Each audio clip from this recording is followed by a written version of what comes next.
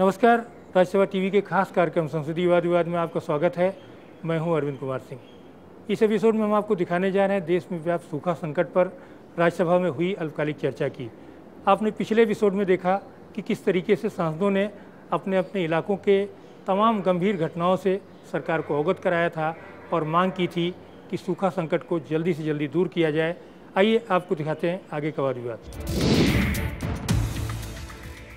Shri A.W. Ravi Bernardo. Honorable Deputy Speaker, sir.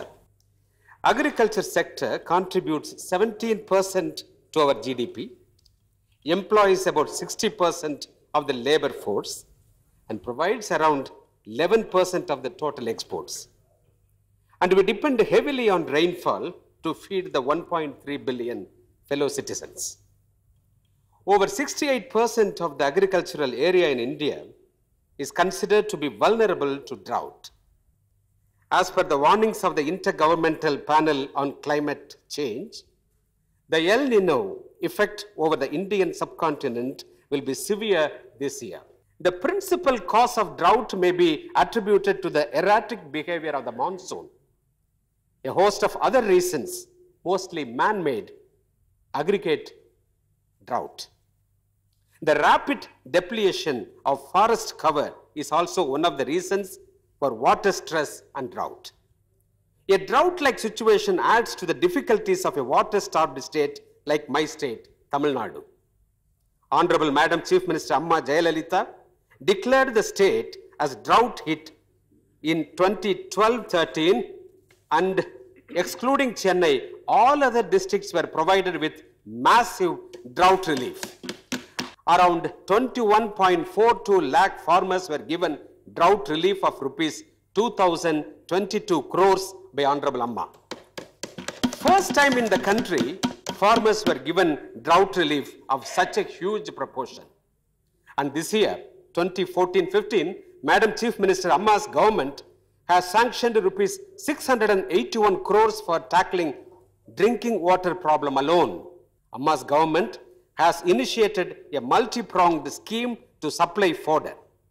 Government of India should come forward to enhance the drought relief programs of Honorable Amma's government in Tamil Nadu.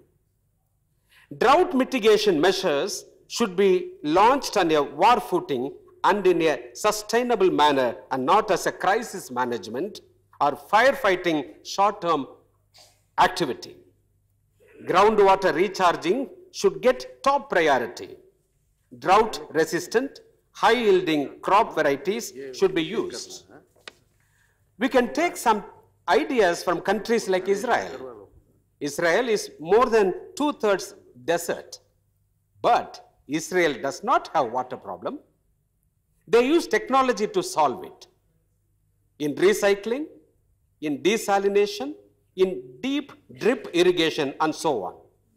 These technologies could be implemented at least in a few selected states initially, and the center should provide adequate funds for the states which are keen in adopting these technologies. Considering the role livestock plays in the livelihood security of small and marginal farmers, government should create cattle conservation program nationwide. Our emphasis has to be more towards simple technologies to harness rainwater. Honorable Madam Chief Minister of Tamil Nadu launched a vigorous rainwater harvesting program in 2002. And recently, Honorable Prime Minister of India acknowledged in the Parliament the wisdom of such a unique program. Every village in India can be rendered drought-proof and its water needs met if rainwater is captured during good monsoon years and stored in tanks or used to recharge groundwater. Through the traditional wisdom, through simple technologies, through the able guidance of Honorable Amma, through a compassionate approach towards the humble farmer, let us together face this drought and save the nation. Thank you, sir. Thank you. Mr. C.P. Narayanan.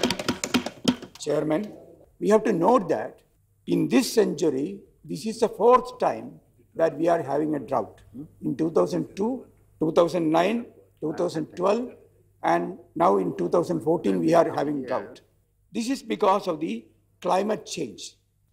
Now, before coming into those things, let me first mention the immediate steps we have to take care of. We have to take care of our rural people, our farmers, our agriculture workers, and other rural workers who are going to be highly affected because of the drought. In certain states, the deficiency of rains already now is about over 90%, whereas in some other states it is only about 20%. And on an average, in the country as a whole, it is 43%. And even in states where it is, say, in state like mine or in Gujarat or in West Bengal, from district to district, big variations are there. So we have to take all these things into consideration when we are planning these. And the government, the central government and the state governments have to give priority this year to, one, to protect our agriculture of food grains, cereals, pulses, oil seeds, vegetable and fruits, all these things, and also fodder, and the water whether is available for drinking purposes and for irrigation purposes. The limited quantity of water available with us, we have to use it in a very planned manner, and allow states and even local governments to make use of NREGA and other such measures in a way that can be made effectively useful to that particular place. When we are introducing NREGA and other things, we have to ensure that our agriculture production is not affected to a great extent. For the farmers who have already sown and the seeds have been lost, for them the seeds, fertilizers and other prerequisites have to be given at low rates or even free if it is needed. That the government has to take care of. Usually, with a drought, the prices will be increasing. We have to ensure that the black marketing and hoarding is they are put down very effectively. And then, finally, our meteorology department is equipped to give us enough warning, not in June, in middle June or late June, but they should be able to give us a warning in April or May itself. Okay, thank you. Shri Vaishnav Parda. Sir, that after 68 years of independence, our agriculture is still mainly dependent upon monsoon. This year, there is 30% deficit of rain in many parts of our country. There is drought in different parts of India. Odisha is one of those states. The fields are now dry. The seeds sown by the peasants in the fields are destroyed due to drought. If there will be no rain in coming months, there will be complete failure of crops. The farmers are already in distress. Knowing well that the climate is changing, the center and the state governments have not taken necessary permanent preventive measures to face the shortage of rain. The center should help the states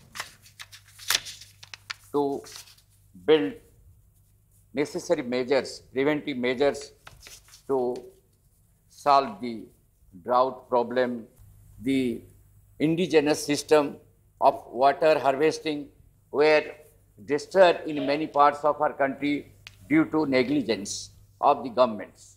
The government, both center and state, should think over it. The forests are now destroyed. So it is affecting the climate. Though how to grow more forests in our country, that must be seen. Second thing, the water, due to shortage of rain, the water level of the underground, the water level is falling, and that should be prevented. Shri Sharad Pawar ji. Jairam Ramesh ji ने जो monsoon के बारे में यहाँ information दे दी, वो एक तरह की चिंताजनक इंफॉर्मेशन है। उन्होंने कहा कि जून महीने में जब मानसून की शुरुआत होती है, उसी 30 दिन में इस देश में 43% माइनस मानसून है। 7 जून से 7 जुलाई तक जो स्थिति देखी, इस काल में 42% डिफिसिट है और इसका डायरेक्ट असर होता है सोइंग ऑपरेशन पर, बुआई पर। इस समय ये जो परिस्थिति पैदा हो गई, मतलब अभी तक जो इन्फॉर्मेशन सामने आ रही है, इससे waste Uttar Pradesh, Rajasthan, waste Madhya Pradesh, Maharashtra, north Karnataka, Telangana और कुछ एरिया में पानी की कम की समस्या लोगों के सामने आई है। आज रिजर्वायर में पानी की स्थिति बहुत गंभीर हो गई है और यही स्थिति पैदा कंटिन्यू रहेगी, बारिश में कोई मानसून में सुधार नहीं होगा, तो सबसे बड़ी समस्या ड्रिंकिंग वाटर से शुरू होने वाली है और इसलिए इस स्थिति का हमें गंभीरता से ध्यान देने की आवश्यकता है। जहाँ तक IMG का रिपोर्ट है, इससे शायद परिस्थितियों में बदलाव आ सकता है, इस तरह की उनकी सूचना है। परिस्थिति में थोड़ा बदलाव आएगा तो हम ये बुआई सेकंड टाइम भी कर सकते हैं क्या, इस पर भी हमें विचार करने की आवश्यकता है। इसके लिए शायद सीड की ज़्यादा, बीज की आवश्यकता ज़्यादा होगी। वो इसका स्टॉक हर स्टेट में कहाँ तक है, जहाँ कमी है वहाँ हम दे सकते हैं क्या, इस पर हमें ध्यान देना पड़ेगा। साथ साथ तो रबी का क्षेत्र हम कैसे बढ़ा सकते हैं, इसकी भी तैयारी अभी से करनी चाहिए और जो खरीफ में हमें शॉर्टफॉल हो जाएगा, इसकी भरपाई हम रबी में कर सकते हैं क्या, या समर क्रॉप इसमें कर सकते हैं क्या, इस पर में हमें ध्यान देना होगा, इसकी हमें तैयारी करनी पड़ेगी। हॉर्टिकल्चर एंड वेजिटेबल क्षेत्रों में आज उत्पादन के लिए हिंदुस्तान दुनिया में 2 नंबर का देश हुआ है। मुझे लगता है कि जिन राज्यों में हॉर्टिकल्चर का प्रोग्राम बहुत बड़ा किया है, इन राज्यों में वो बचाने के लिए कोई एक अलग कदम उठाने की आवश्यकता, उनको ज़्यादा मदद देने के लिए हमें कुछ न कुछ कोशिश करनी पड़ेगी। किसानों को अपने पैरों पर फिर हमें खड़े करना है, इसमें कुछ कदम उठाने पड़ेंगे। कई किसान ऐसे हो गए कि उन्होंने क्रॉप लोन के बारे में कुछ सहायता बैंकों से या कोऑपरेटिव सोसाइटी से ली होगी। अभी से हमने नाबार्ड के माध्यम से सभी बैंकों को, सभी कोऑपरेटिव बैंकों को हमें डायरेक्शन देनी पड़ेगी कि हम ऐसे किसानों को रिहेबिलिटेशन करने के बारे में किस तरह से कदम उठा सकते हैं, रीशेड्यूलमेंट ऑफ देयर लोन, इन बारे में हम किस तरह से कदम उठा सकते हैं। किसानों को फिर इसी क्षेत्र में जाने के लिए पैसे की आवश्यकता पड़ेगी और जब पैसे की आवश्यकता पड़ेगी तब उनका डिफ़ॉल्ट निकलने के लिए ये रिहेबिलिटेशन के बारे में, रीशेड्यूलमेंट के बारे में कुछ ना कुछ कदम करना वहाँ उठाने होगा। मैंने मेरी राजनीतिक जीवन का जब शुरुआत की थी, 50 साल पहले की बात है, और मेरा क्षेत्र सूखे का क्षेत्र है, वहाँ हमेशा बारिश कम होती है।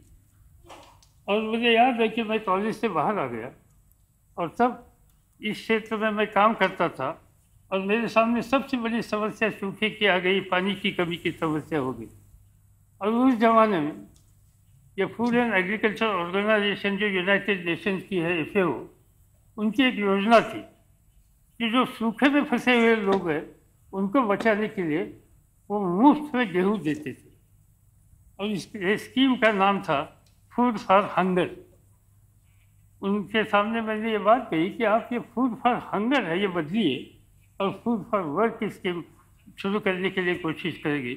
और इसमें सबसे ज़्यादा ध्यान जो आप वाटर कंजर्वेशन करने के लिए गांव में काम करते हैं उनको आप अनाज दे दो।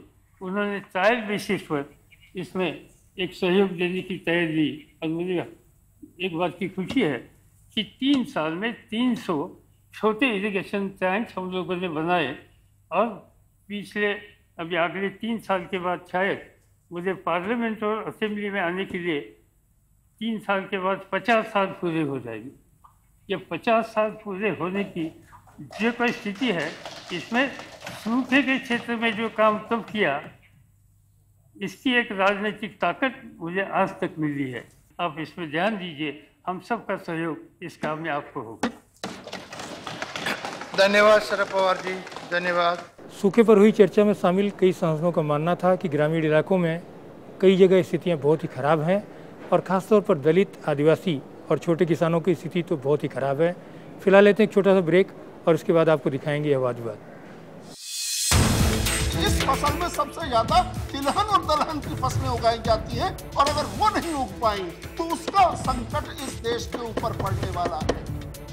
तिलहन का इंतजाम तो आप बाहर से आयात करके कर लेंगे, लेकिन क्षमा करिए, दुनिया में बहुत कम देश हैं जहां पर दालें उगाई जाती हैं और इसलिए हमारे सामने संकट आने वाला है। केवल मलेशिया तरफ साउथ ईस्ट के कुछ देशों में और तुर्की में जहां चने की दाल उगती है, केवल यहीं पर दाल मिलती है। बाकी आप पैसा लिए घूमते रहिए, दुनिया में कहीं दाल पैदा ही नहीं की जाती है तो आपको मिलेगी कहां?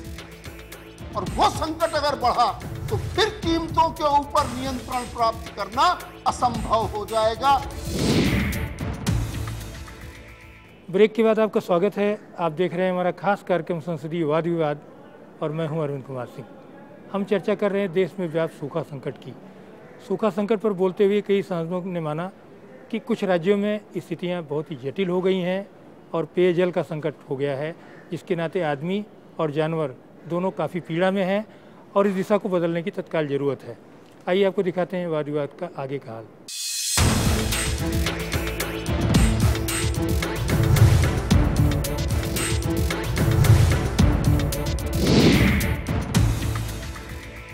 Shri D Raja. Sir, in a drought-like situation, the worst affected are Dalits, tribals, small and marginal farmers, and cattle. Now, what are the immediate steps the government should do? One, government should not take excuse of the situation for not controlling the prices and inflation. Government should ensure the availability of food for the people and further for the cattle. Sir, as per the third advance estimates, the acreage under food grains has increased to about 126.2 million hectares and to 28.2 million hectares under oilseeds. Record production of food grains at 264.4 million metric tons, and oil seeds 32.4 million metric tons is estimated. This is economic survey. What I urge upon the government, if that is so, government should procure food grains, oil seeds, providing remunerative prices to our farmers. Government should take strong measures against hoarding and black marketing. Sir, in a situation as it emerges, drinking water will be a problem, not only in villages, even in urban centers. Then people should have jobs in a drought situation. NREGA should be strengthened and, if possible, should be sustained at all levels. Then, sir, the question of loans to the farmers. The National Commission on Farmers once suggested that farmers should get loans at the rate of 4% simple interest rate.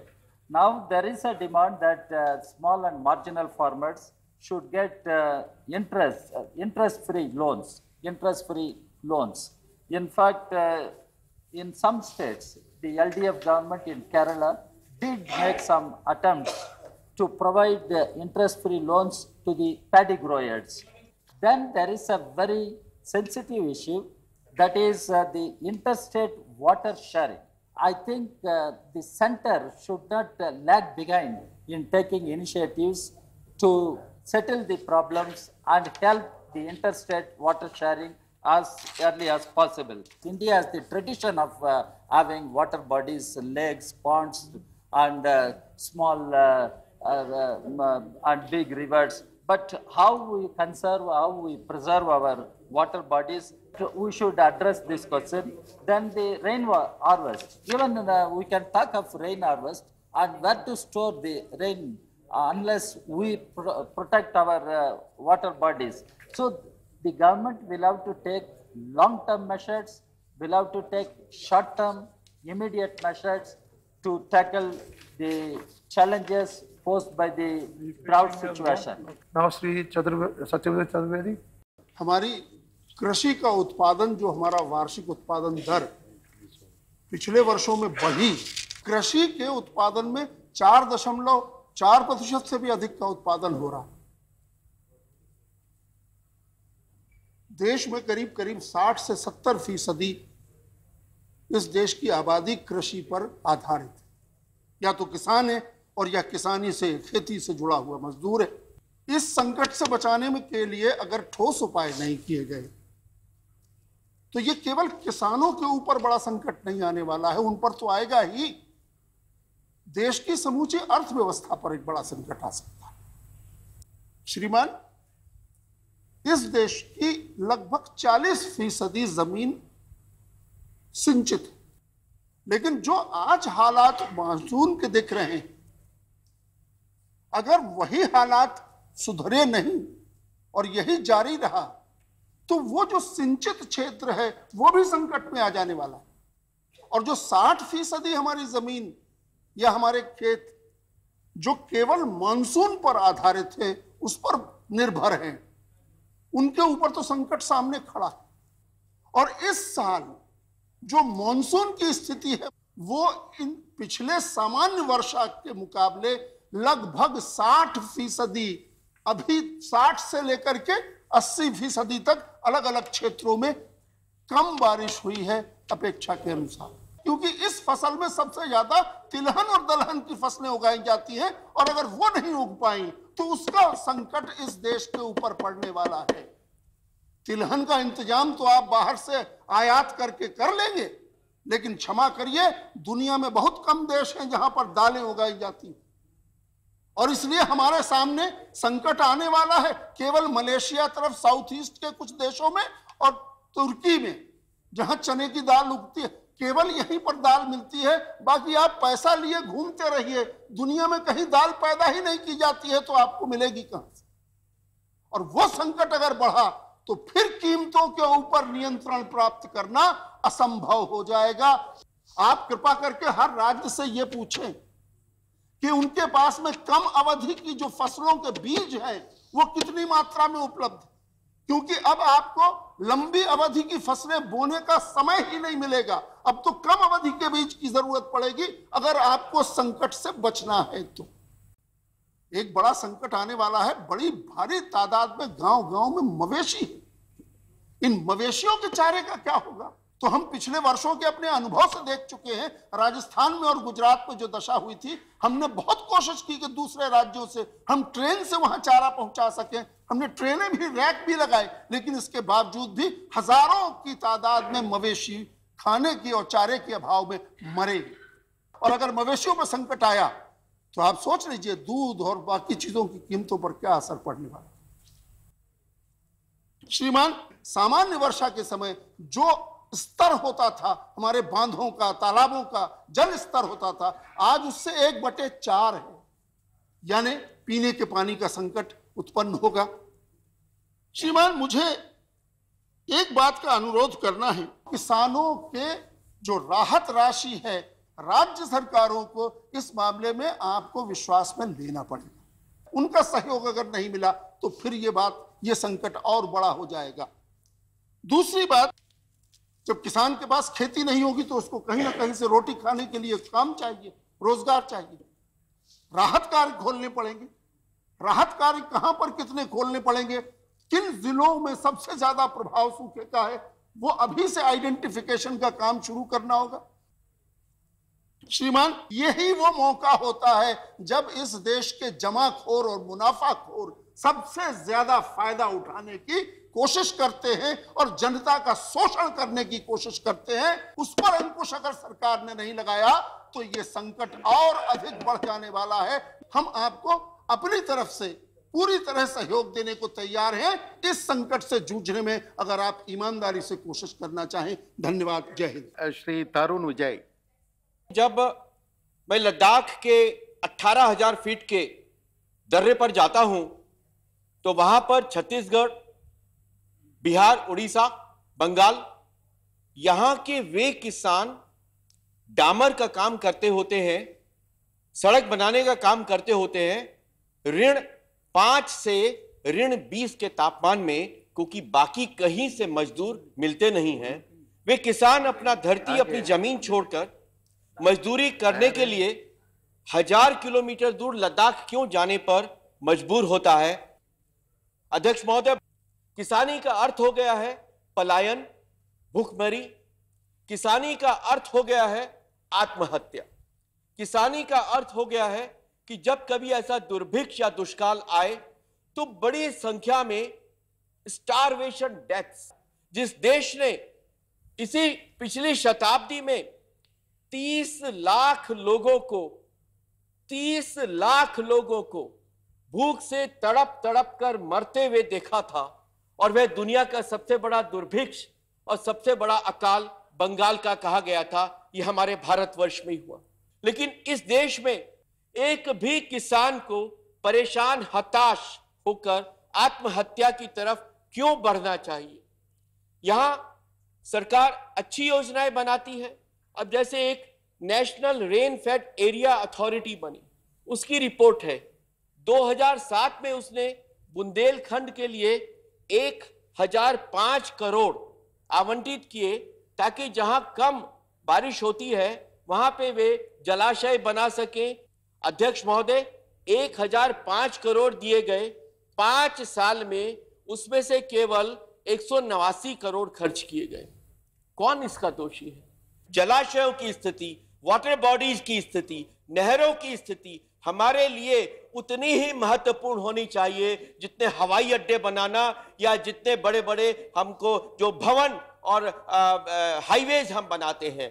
देश में विकास का केंद्र बिंदु जब तक किसान और खेती नहीं बनेगा, तब तक हमारी ये तमाम चर्चाएं और तमाम सब्सिडी खाना खाकर यहां पर बड़ी बड़ी बातें करना निरर्थक ही साबित होगा।